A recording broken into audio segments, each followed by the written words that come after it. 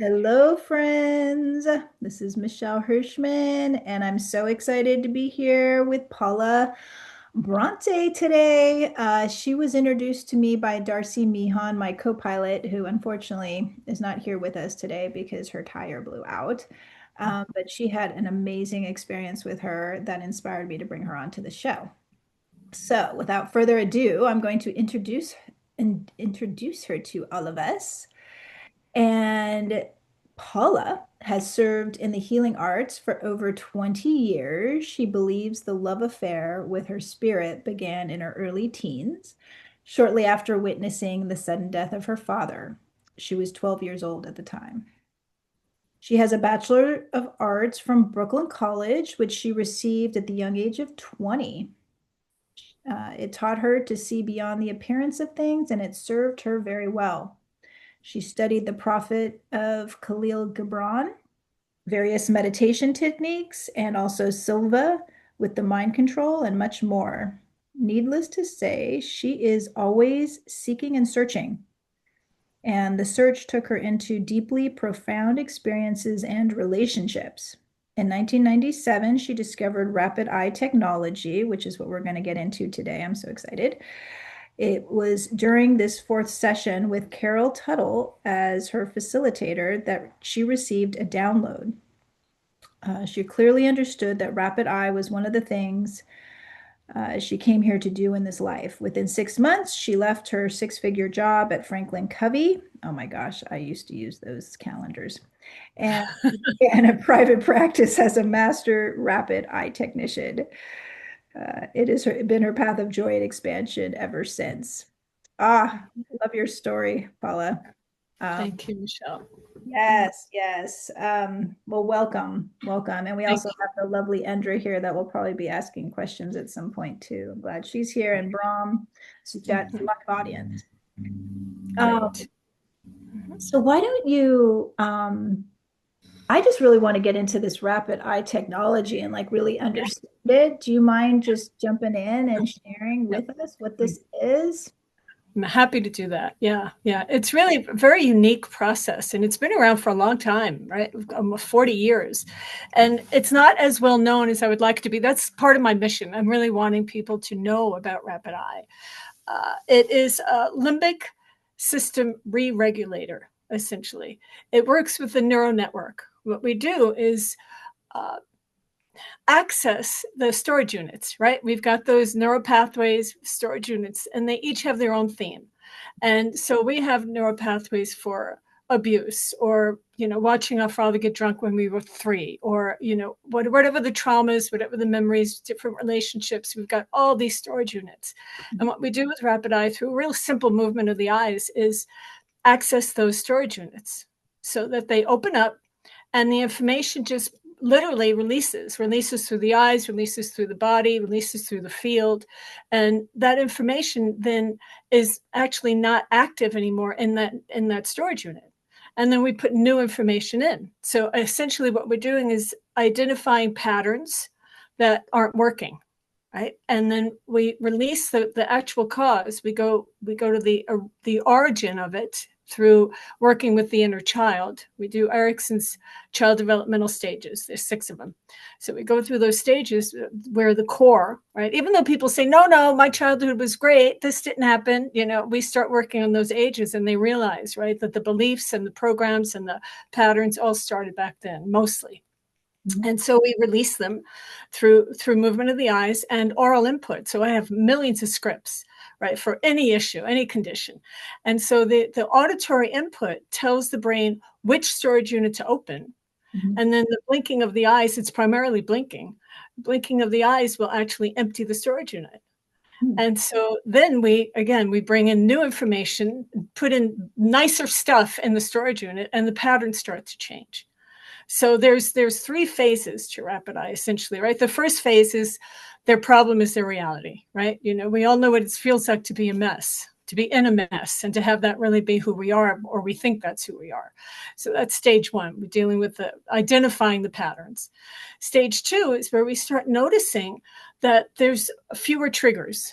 It's like, wow, my husband said that thing to me, and usually it would really trigger me. because it sounded just like my father. And I noticed it didn't bother me so much. Right. And third stage is where you don't even comprehend that could have been a trigger or was or would be. Right. You don't have the projection anymore.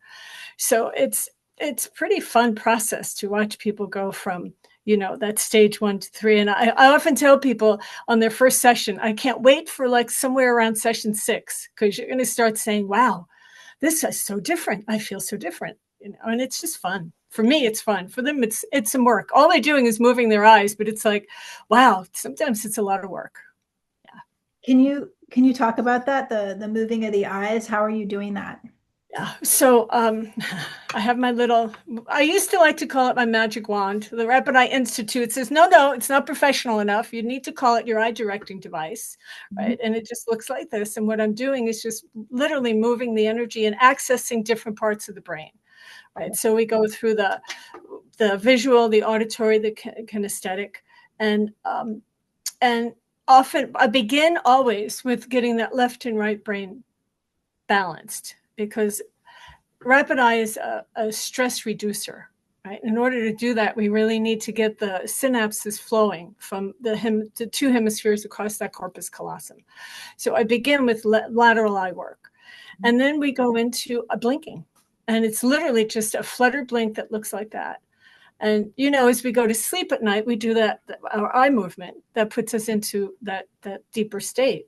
And that's what we're doing through most of it. It's just a flutter. And that flutter is unlocking those storage units along with the auditory input. Okay. Mm-hmm. So what you're saying is that while you're having them move their eyes, you're also doing some kind of like meditation type, or you No, it's a verbal script. So it would be, for instance, let's say someone's abandonment, has a big abandonment issue, right? Which in the Erickson's child developmental stages, that begins at birth. Birth to 6 months is where we have that first big abandonment thing, right? So what I'm doing is reading from a script as they're blinking and saying, okay, release abandonment, release never good enough, release nobody's there for me, release all the things that are associated with abandonment. And really, God only knows how they wrote these scripts, because they are so right on. There's so many people that say, how did they know me? A lot of it was actually channeled work. A lot of it was they just got their downloads, and these scripts came out so right on. So we do all the releasing, right? And then, we'll stop and bring in positives. And then they're blinking in, I'm loved, I'm safe, I am enough. And we're just exchanging. We're releasing the blocks, and we're bringing in the good stuff. And most of it happens while they're blinking and I'm reading from the scripts. So it sounds like there's a lot of pre-planning before the blinking starts, that you're talking, like that you're kind of taking notes and extrapolating from them what they're wanting to get out of the session. Is that kind of how that works?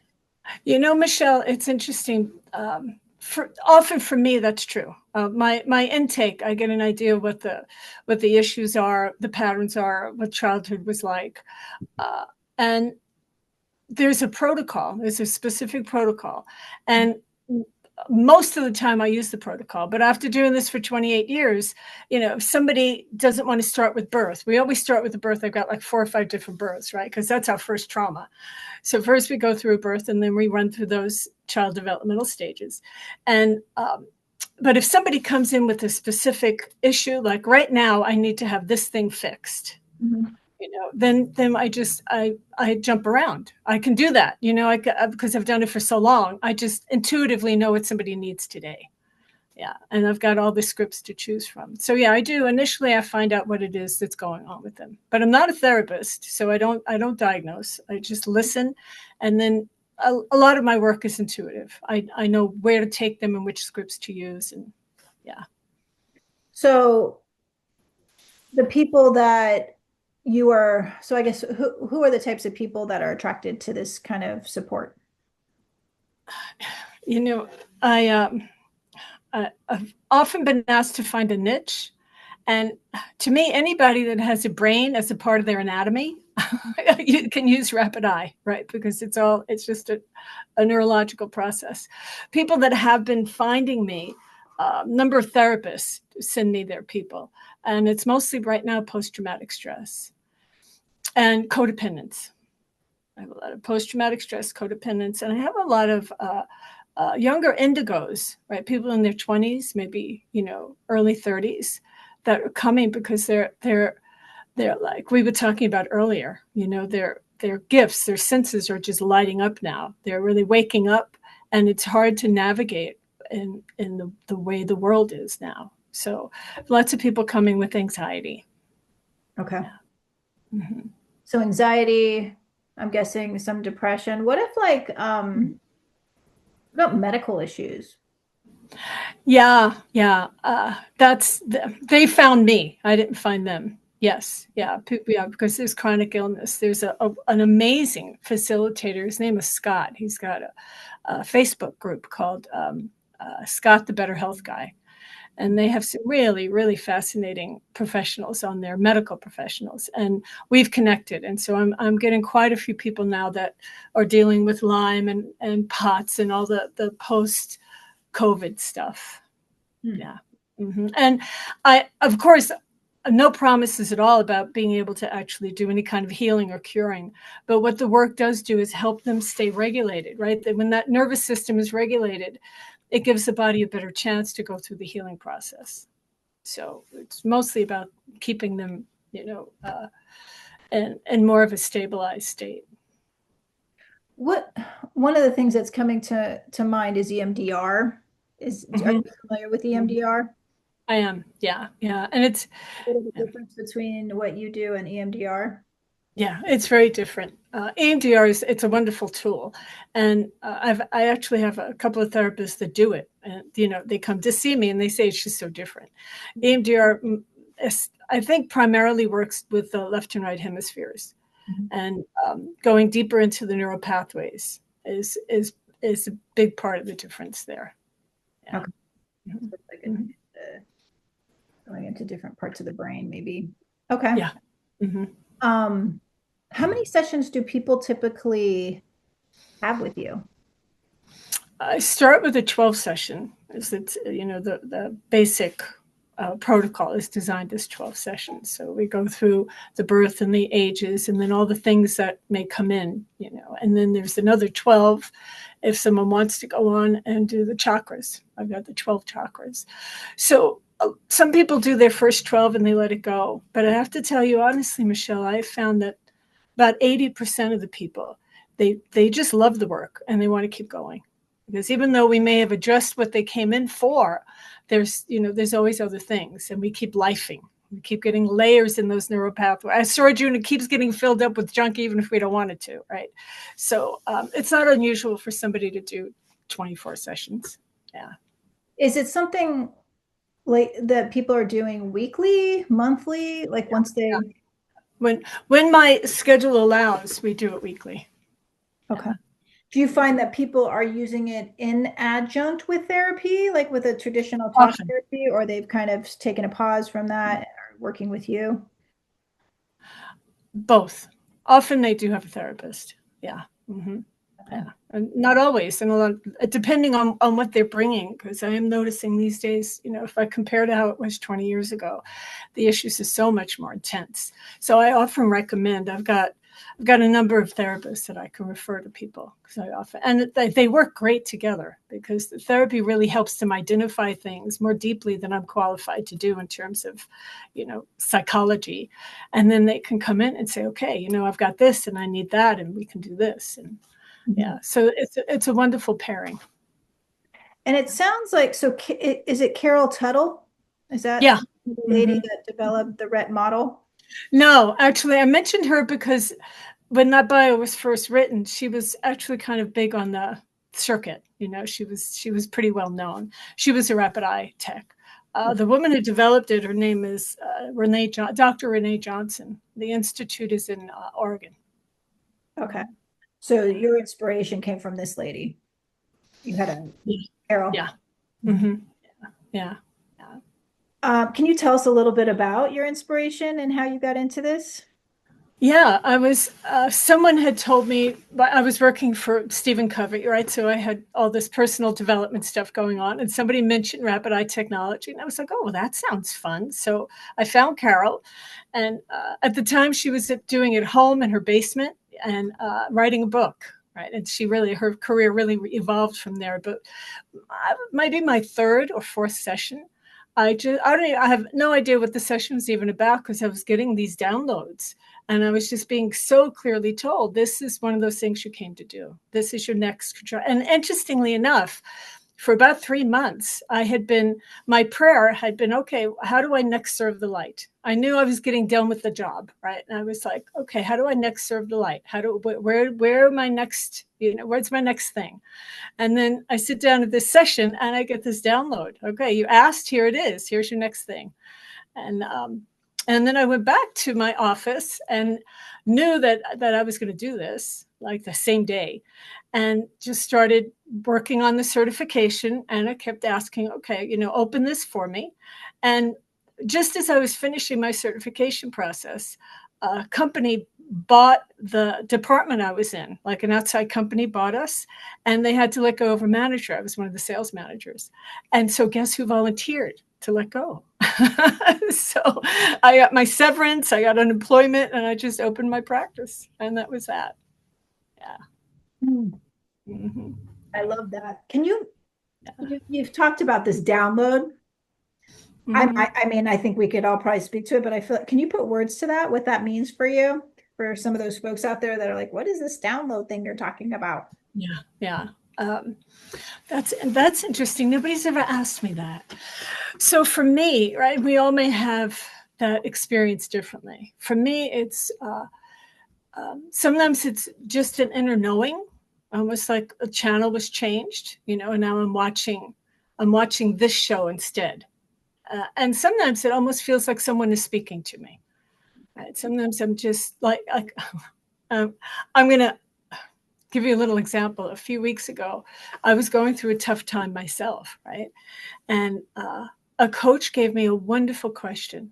She said, to ask, whoever it is we speak to, source, whoever we connect to, um, what do you know that I don't know that if I knew would change everything? Mm. So a couple of weeks ago, I started asking myself that question. And I was in a meditation in a process, and I'd never heard the term life of light, but I got slapped a little. I heard, you chose a life of light. Now act like it. And it was like someone was talking to me inside my head. And so that day when I got the download about rapid eye, it was kind of like that. And it was just this overall knowingness. And when we were done with the session, I said to Carol, I think I'm supposed to do this work. She said, I got the same message. Yeah. So I don't know if that answers the question or not, but for me, it's either just a deep knowing Mhm. and or actually hearing inside my head like somebody's talking to me. That's, I think, super helpful that you hear. It's like an internal voice. Yes. Yeah. Yeah. Yeah. And it's great because not too long ago, we'd have to be careful about who we said I'm hearing voices, right? And now we say that and most people know what we're talking about because they're doing it too. Yeah, I know. Rom and I are like laughing. We're in the mental health industry. So yeah, that could be a little confusing for some Yeah. people. Uh, Yeah. Mm-hmm. Yes. okay.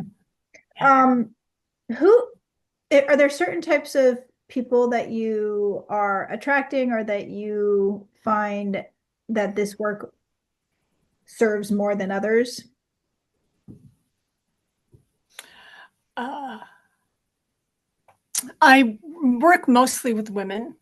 Mhm. I almost always have two or three men that I'm working with, Mhm. but it is mostly women.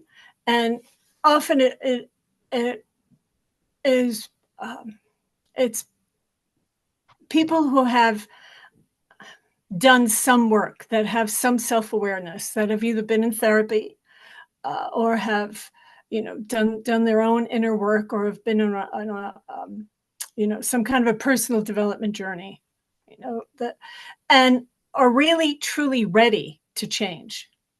Some people will come, that doesn't happen anymore, but in the past, if someone came that was just not kind of resistant, and I came because my wife wanted me to do it, or my husband wanted me to do it. It's just not going to go very far. It will help them, regulate their system, but it's not going to make that permanent change of patterns, So mostly it is women, and they're ready to make the change. They know instinctively that there's more for them, that they didn't come to live in this state of suffering. Yeah.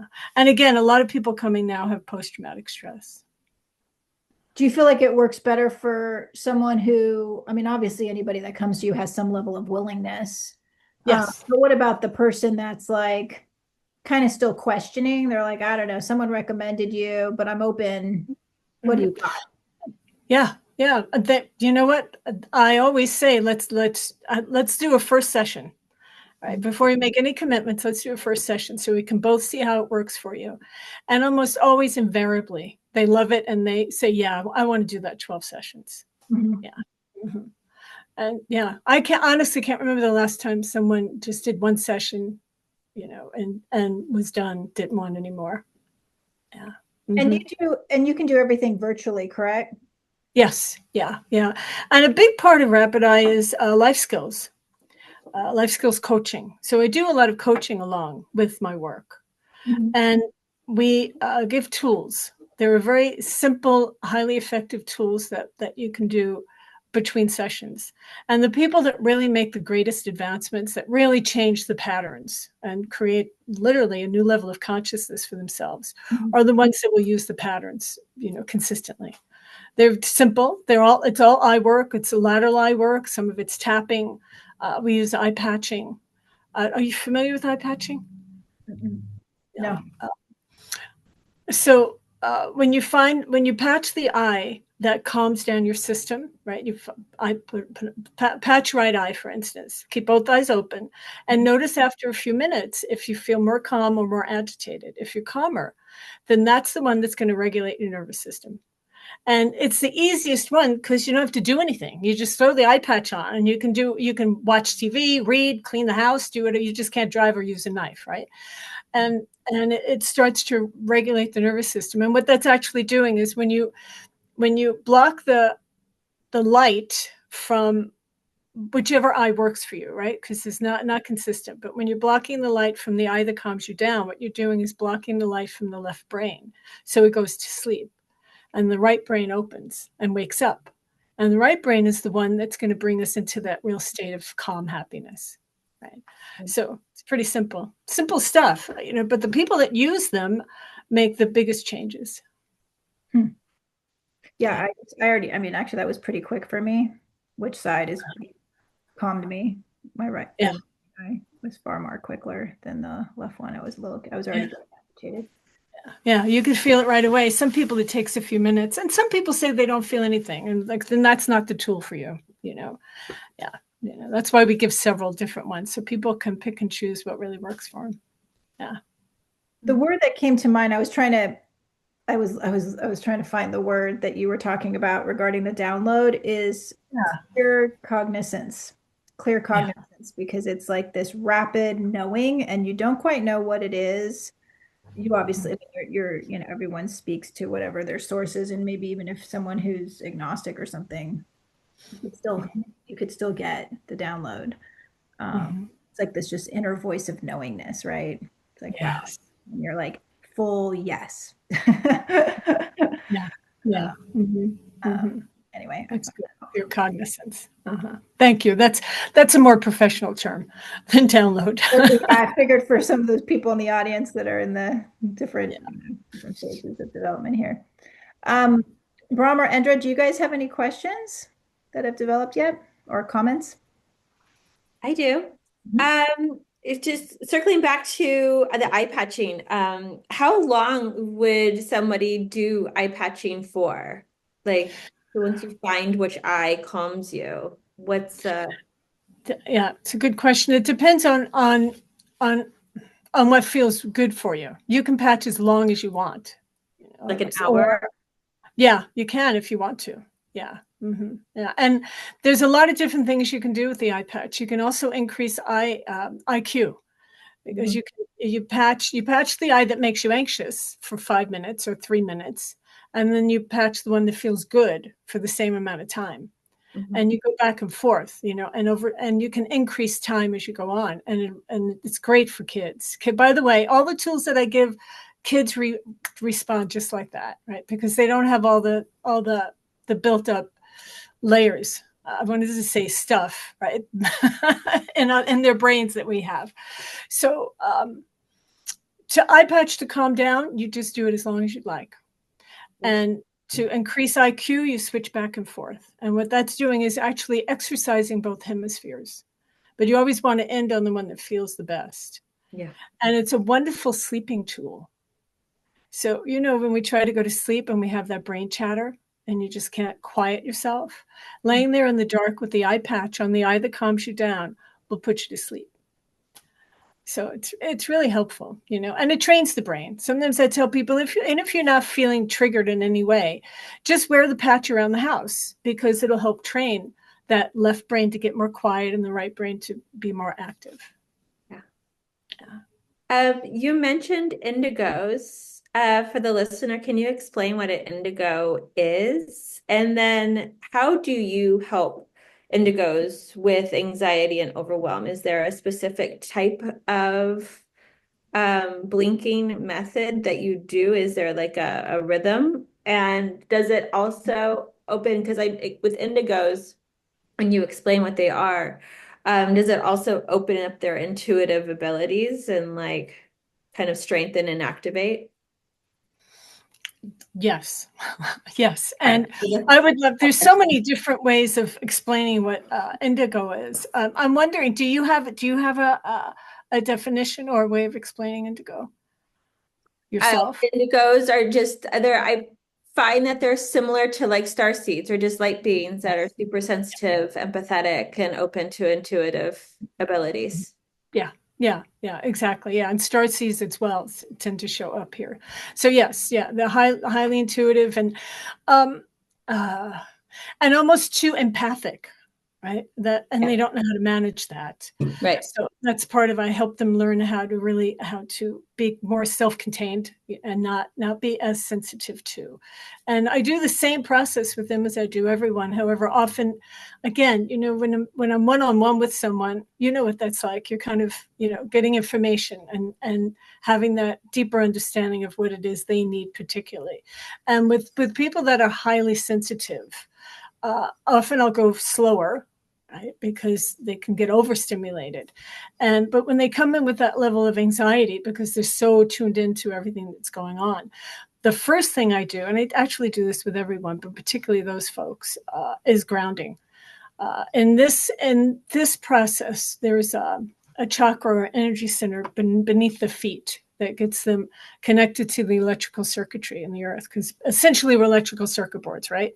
And if we're offline, we're not in good shape.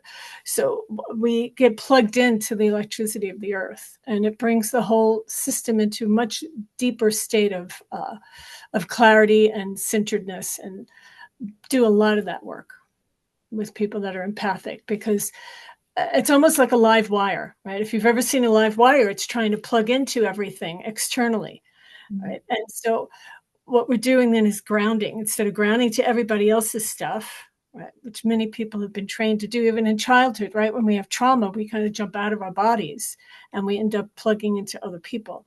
So what we do is train the system to plug into your own energy by, first of all, getting deeply grounded. Yeah. Mm-hmm. So you also mentioned chakras. Are you clearing emotional memory that are stored in each chakra as well? Mm-hmm. Yeah. And then again, it's one of the things I love about Rapid Eyes, that we don't just release or deal with the negative. Once we clear that space, then we bring in the higher frequency words and the higher concepts, so that we are actually imprinting better programs, things that people would prefer. Yeah. Gotcha. So cool. Yeah. I feel like I've talked a lot. Have I talked too much? No, that's why you're here. If you weren't, that would be problematic, Paula. Okay. All right. Right. True. I'd have to talk for you, and that wouldn't go well. All right. I'm glad you asked the question about the indigo, by the way, Andrea, because I do think a lot of people would not know what that is. And that's, a highly compassionate, sensitive, gifted um, individual that feels a lot, feels intensely. I think of the reflector in the human design, which we've had someone come on the podcast show. I've interviewed someone who does human design, and reflectors are very, very sensitive. Brom, do you have any questions? I don't know if I had any questions, but I had some thoughts. I always thought indigos were people who were aware of their previous life, but maybe that's a different definition of indigos. Like, I think some of them are. I think it's yeah. I think some of them are. What do you think, Indra? Yeah, indigos are intuitive beings. They're just really in touch with themselves. So typically, they've said that there's like a surge of indigo children that have kind of emerged over the past few years, and a lot of them are aware of their past lives. A lot of children um, have the memory of previous lives up until the age of 7 or 8. And then Mhm. when their brain starts to become a little bit more like overstimulated with this world that we're in, this realm, that they start to detach from their previous, their memory, right, of previous lifetimes. So oftentimes that's why children have imaginary friends. That's why they're laughing, like at the corner of the room or staring intently because they're seeing spirit. Or they have like these like vivid memories and talents of like knowing how to do things, memories of people that they see in their surroundings in their family. Like my daughter, for example, she when she was like 3, she wanted us to all call her Susan. And she had this British accent. And my daughter's an indigo. And so she had this British accent. She wanted us all to call her Susan. And we're like, who's Susan? Susan has a cane. Susan treats me like I'm her daughter, like, and I'm the mom. Like Susan, Susan, Susan. Susan's from London. She's very posh. Um, and lo and behold, I had a reading. We did a past life, and Susan was my mother, and we lived in London. And Wow. Carlo, my daughter, was picking up on a past life. Wow, how fun is that? Don't you Yeah. love it? Yeah, yeah. And go ahead. But it's up until about the age of 7 or 8, and then their brain starts to change, I guess. I don't know what the science is behind it. I only know like the woo part of it. They're But saying it's like a new age concept. It's like it's just happening. There's more and more conversation about it, and they're more in touch with their like they're calling it supernatural. right. Well, what I'm learning currently is in quantum physics, right?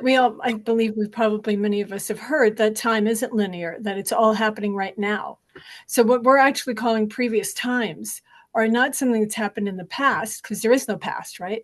It's that because people are so sensitive and intuitive, exactly, they're tapping into other dimensions, for lack of a better word, right? Other experiences that are actually happening right now. And yeah, the younger ages are where it happens the most. I had a client once whose daughter she was 6, and she would describe people, beings, like they were big and tall, and they were wearing like these, remarkable costumes that she would not have any reference for, describing how they almost look like kings and queens, filling the room. And yeah, and then that went away. She didn't see them anymore when she hit like you said, 7 or 8. Another question, Paula, when you do the rapid eye movement, is it similar to hypnotherapy? Are they able to tap into other like past lives or other memories that aren't necessarily for this? Because as you said, like, time doesn't exist, right? It's stacked on top of each other. So we're like fragmented. Are we picking up on different traumas from different, so to speak, lifetimes? We can. It does happen sometimes, and it's not hypnotherapy. However, what's similar is that we do go down into like theta, or high alpha, or low alpha would be. So we go down into the brainwave that takes place when you're more in hypnosis. Often that's what the left and right will often do that, and so does the blinking. Right, they go into that deeper state where you do go when you're doing hypnosis, and often from those places the dots start to connect. Often it's most people it's this lifetime. However, people like the indigos and starseeds, they will remember past lives. So, oh, now I know why I do that. But often it's this lifetime. It's like, oh, I know why the color yellow. I hate the color yellow. I remember now when I was 3 and my brother locked me in the closet, and I was wearing a yellow dress. That kind of the dots just begin to connect. But yes, I have had people say, just depending on where they're at in terms of their sensitivity, say, yeah, oh yeah, I just got a lifetime where that happened. Yeah. And sometimes those patterns can be, and I love it when that happens, because those patterns can be sometimes the most difficult to clear when they're, when they've been with us for so long, and so it's great when we can identify it, because then it clears much, much quicker. Right. Mm-hmm. Like it's interesting also, and people feel so safe with that comfortable, right? Like it's so uncomfortable to them. It just becomes part of them, and it's really hard for them to release it.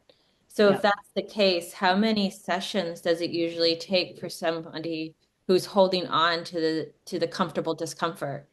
How long does it usually take for them to that is hard. That's hard to say, because it is so dependent on the individual. And often what we'll do when that's the case is we work on it specifically, right? We blink out the attachment to the familiar. We blink out the that comfort with the uncomfortable.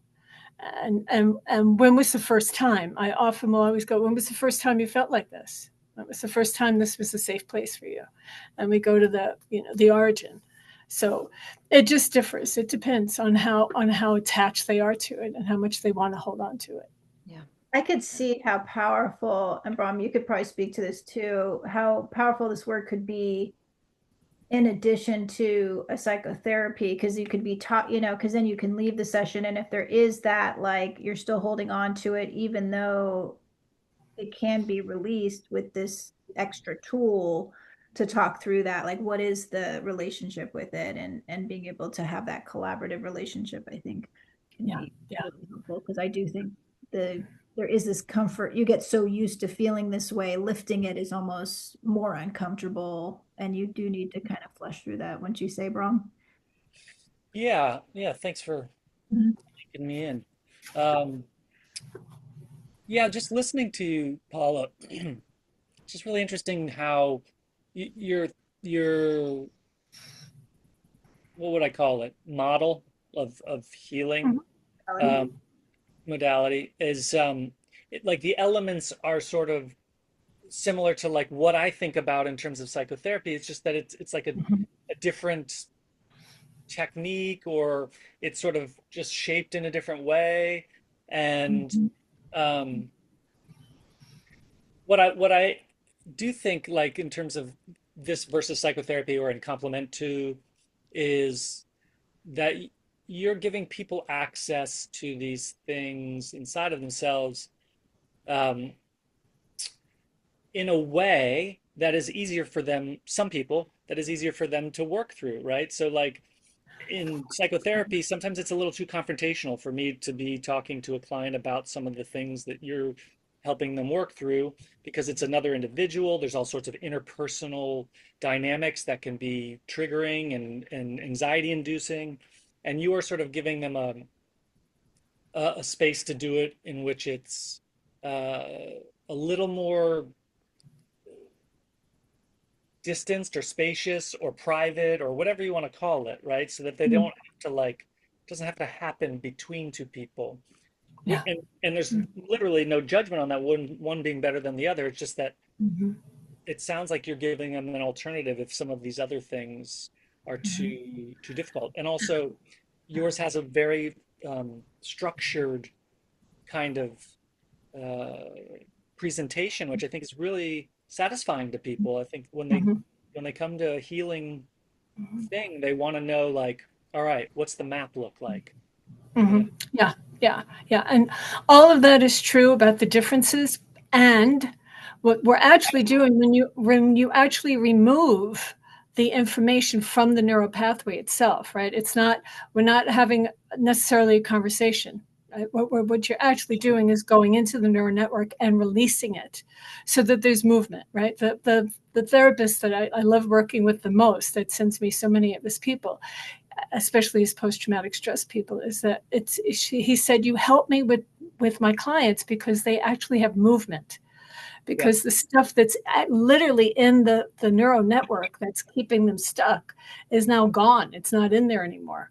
So as they go in for their therapy, they can actually have some movement. It's not just the same thing it's not just the constant resistance. yeah, It's actually gone from the brain, so that the therapist has a chance to actually help them move forward more easily. yeah, yeah, Yeah, yeah. So it's a great compliment. you yeah, know the two yeah methods. yeah. Mhm. Really Yeah. interesting. I love what you said about Erickson too, like using those as stages, and because psychotherapy is so different in a way in that, or I guess it depends on how you do it. But like we think about Erickson, but the clients we don't necessarily talk to them Right. about Erickson, right? But like you've made a kind of um, a pathway through those things, which is Mhm. very like Mhm. direct and Right. contained. It's really Yeah. cool. Yeah. Right. We don't have to know how the engine runs. We just have to be able to drive the car. Right. Yeah, Yeah. Yeah. yeah, Yeah. Yeah. And there's something, if there's time, there's something that occurred to me. I had a kind of a little download that I'd love to bounce off of you guys the other day around codependence. So it occurred to me that well, what we discuss now as codependence is simply said, I'm happy if you're happy, right? It's that need. My happiness depends on you, and in my head somewhere it unraveled all the way back. I mean, to like the beginning of relationship, where it was a transactional agreement for survival, right? That we needed each other to survive. And what I've found over the years is that anything that really hits that primal survival piece, that's the one that's most important to clear, and often that can be the most difficult, right? But that's what it seems to me like codependence is. It's not like I'm happy if you're happy. It's like if you're happy, I'll survive. right. And yeah, You yeah. know, So is that a true thought? Would you say I mean, accurate? Uh-huh. I don't know about truth in any of psychotherapy or any of this, but Right, right, right, right. but and Michelle, maybe you know this too, but in psycho, and maybe you already know this, Paula, but in psychodynamic thinking, right? The idea is that the child is actually worried about its survival, right? Right. So Mhm, mhm, it'll have feelings, right? And mhm, if the feelings, nonverbal feelings that disturb the parent, they mhm. get worried about their survival. So it's Yeah, like at a very early age. So if you're like, when I cry, if my mother gets anxious, I feel like I'm not safe, right, right? And so you learn that, and that becomes codependence. And that's, right.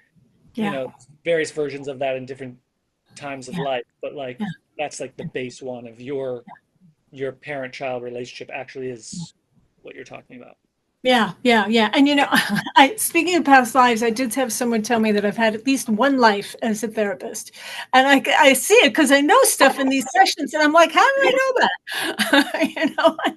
I'm gonna say, yeah, my therapist just told me that. I was like, I don't know. Yeah, so yeah. Anyway, I can't tell you how much I appreciate this. It's so fun. Yeah. Thank Nice. you, Michelle, for giving me the time, and thank you, Bram, Brown, Graham, Brown, yeah. Bram. Thank you, and yeah, and Joe, I appreciate your um, your assistance. Yeah. Yeah. Thank you. Thank you, Paul. It was great. It was really great to hear what you had to say and Good. learn about Good. And another reality. if any one of you, well, maybe after the recording, I'll mention this. I'll offer. It's going to offer any. I guess you can edit it. If any one of you would like to try it, I'm happy to give you as a professional courtesy a free session, just so you know what it is, because it is so different. This is a great flag. Like if you come in live into these, you never know if you can. That's right. That's right. Yeah. You can make a commercial for Michelle's thing. Yeah. I'm reaching out for sure. I want to try this. Okay, good. I would love it. I would love it. Yeah. Thank you, Paula, again for that.